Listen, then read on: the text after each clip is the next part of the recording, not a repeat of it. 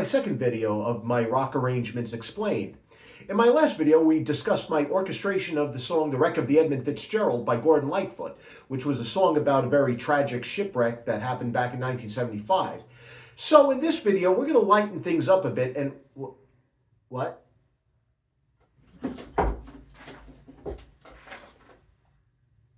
Oh.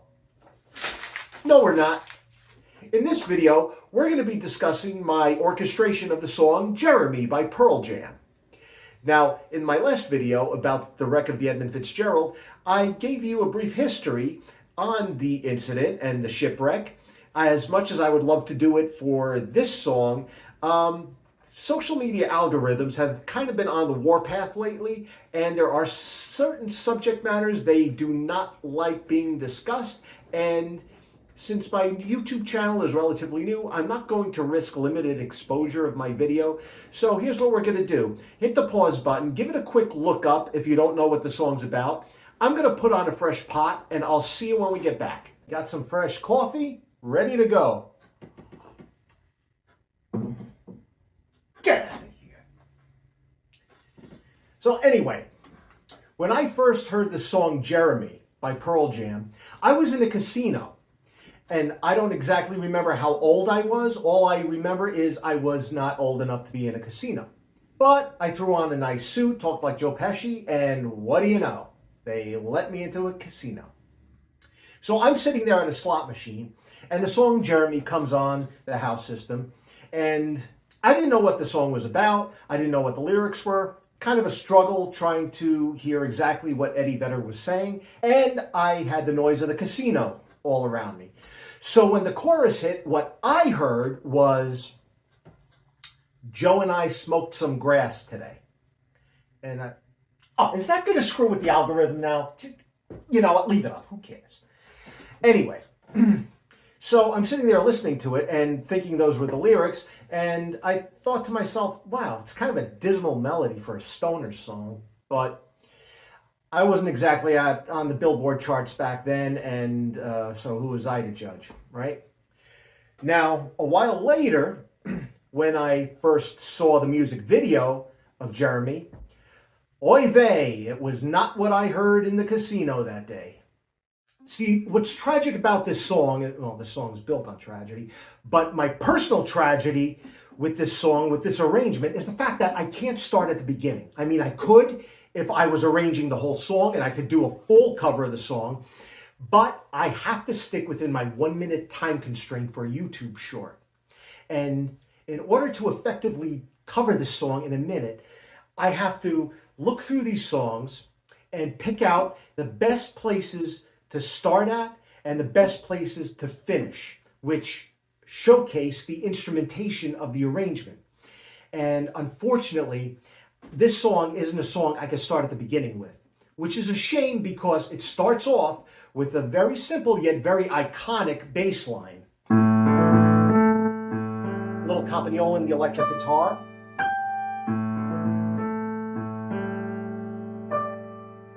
And it does that a couple of times. And as much as I'd love to show off my newly found bass guitar skills, it's just not practical for this particular arrangement.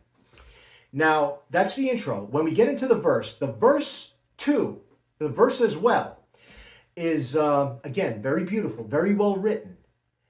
However, it's not the best place to start this arrangement because it's not very lyrical. And it's not something that's going to really show off the instrumentation or, you know, it's nothing virtuosic for any instrument. And the only way I could figure on doing this is to arrange it for a solo instrument playing this very conversational melody in the verse. It's a beautiful melody, but very conversational. It only utilizes these 6 notes. Okay? But it's no lyrical passage or anything. So, as I explained with the wreck of the Edmund Fitzgerald, there was a certain way that Gordon Lightfoot thought he could best tell that story, and he employed one method of doing it for that song. And just like this song, just like the Fitzgerald, The purpose behind this song is to tell a story, and Jeff Ament and Eddie Vedder figured that the best way to do that through the verses is to make them less lyrical, more conversational, but beautiful nonetheless.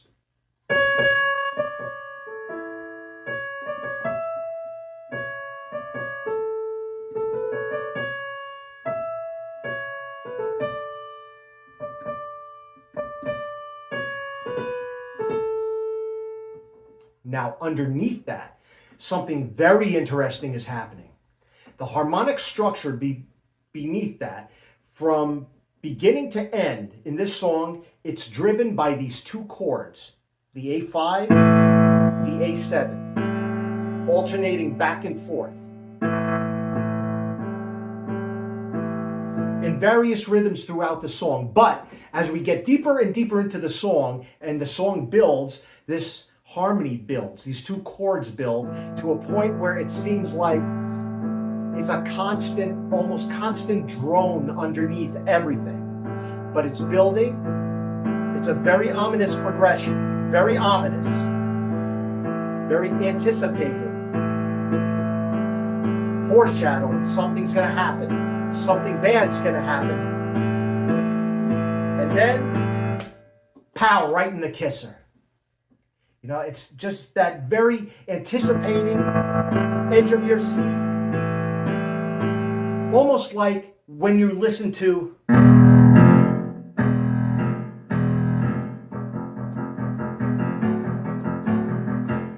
almost like that. It's just this ominous foundation in the harmony pulling you towards something. So I decided to start the song at the bridge for a couple of reasons.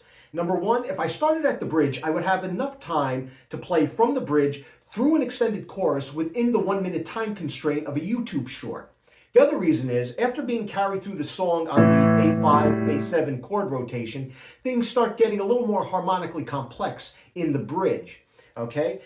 We have a G on top of an A to a D on top of an A, back to the A5, A7. And on top of that, the treble harmonies start to thicken up a bit, which allow me to do more with the instrumentation. Now, the instrumentation I start off the arrangement with, I use standard rock combo, keyboards, electric guitar, electric bass, drum looper, and on top of that, I use 3 violins. So the bass line throughout the bridge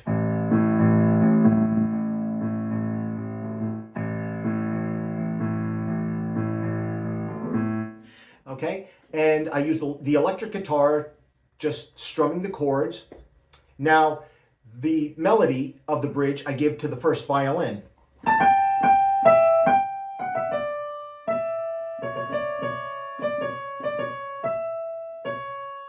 And below that, I have violin 2, violin 3, sort of duking it out with the harmonies through 2-string double stops.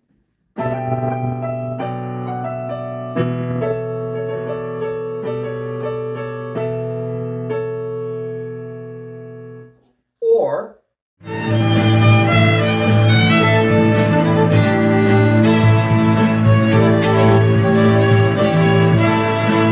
so now that takes us into this absolutely beautiful D major section.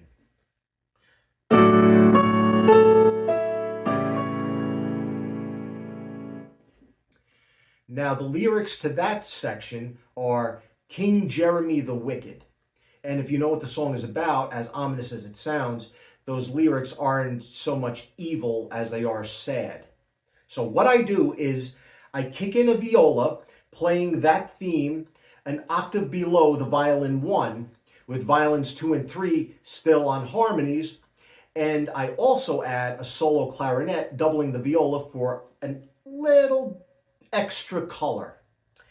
And being I love that section so much, I wanted to also do a little something extra, so I added this.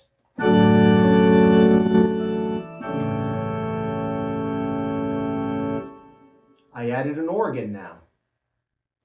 And it depends what kind of arranger you are and what you're looking for in an arrangement, you could take those two D major measures and you can make them extremely rhapsodic, even Tchaikovsky it up a bit.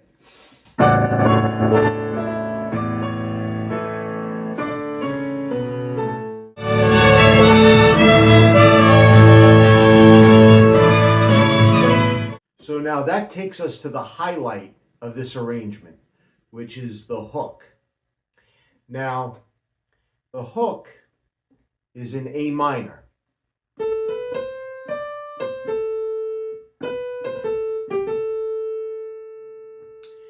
And the lyrics to that are, Jeremy spoke in class today. Now, as pedestrian as that sentence may sound, if you know what the song is about, those 5 words make up the most powerful chorus I've ever heard.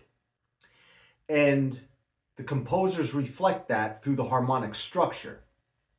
Now, going from the bridge into the hook, you have a descending scale. You have, okay? Now, your ear is probably expecting, or maybe even, but what happens is far more ominous. You have the A minor melody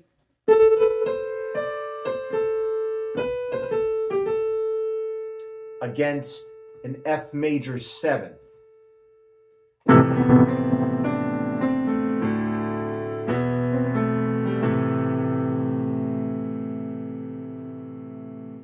Now, what does that remind you of, that harmonic structure?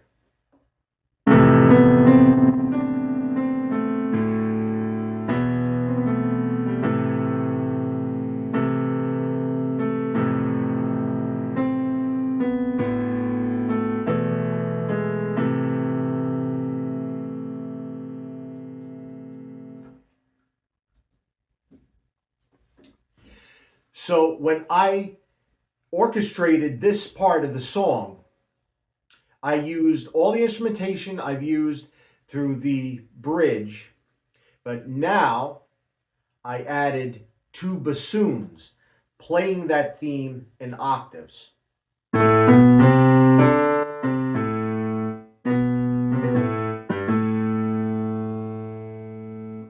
Along with the full organ and the strings and the rock combo. When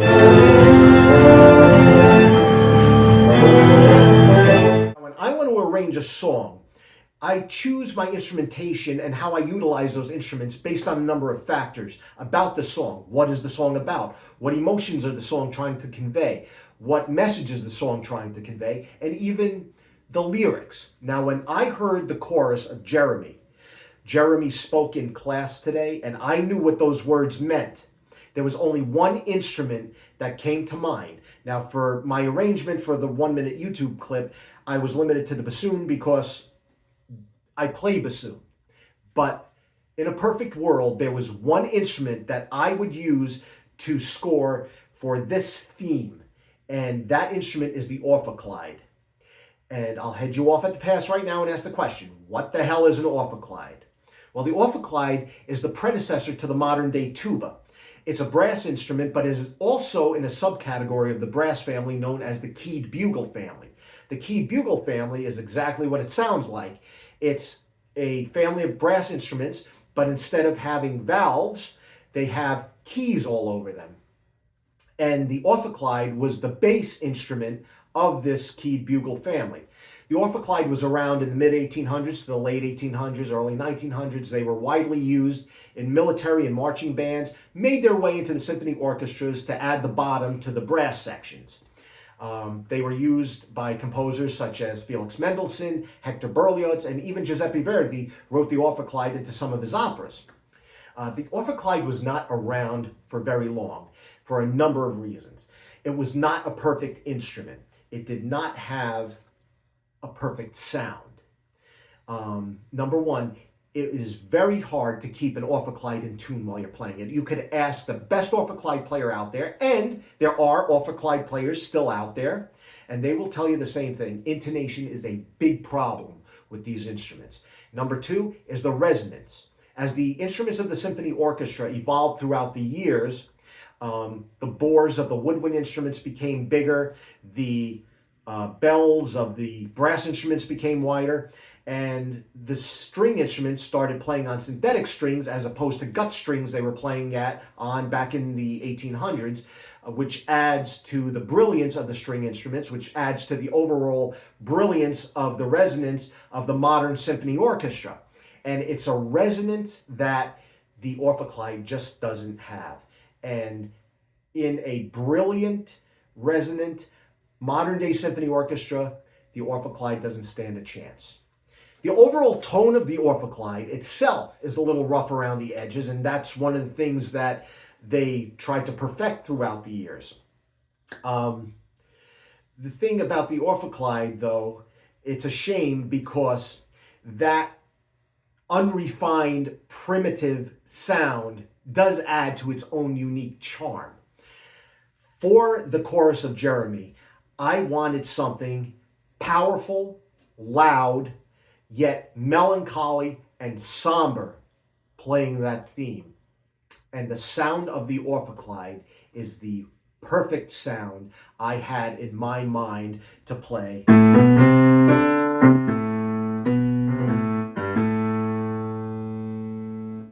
The ophicleide did leave its mark in history because one of the most famous themes in classical music was written for two ophicleides in a symphony orchestra.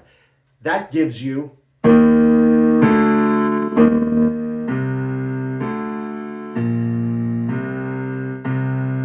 the Dies Irae from the Symphonie Fantastique by Hector Berlioz. In this symphony, it's written for two ophicleides with an army of bassoons and an instrument called a serpent, which we're not going to even get into that thing. But again, today in the modern symphony orchestra, that theme would be played by two tubas and bassoons. But again, the ophicleide has that perfect, melancholy, dark, heavy resonance, that dark, heavy sound that I need for that theme. Well, maybe in another life, we'll bring back the ophicleide. So the last thing I'd like to point out about this song, it's something very interesting that happens in the chorus. And it's something that I can only compare to something that Mozart would be known to do. See, Mozart's been known to crowbar in these little musical jokes within his compositions. Like in one of his horn concertos, we have this beautiful melody happening, and then all of a sudden we get this theme above everything. This very childish, taunting theme, right? Now in the chorus, while all this dirgy minor stuff is happening,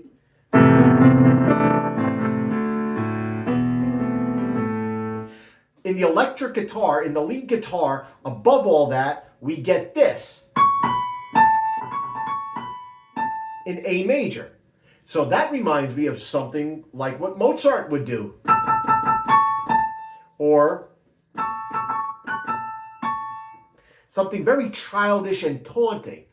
Now, in the context of the song, if you know the subject matter of the song, you could see how that actually fits in a very bone-chilling, morbid way.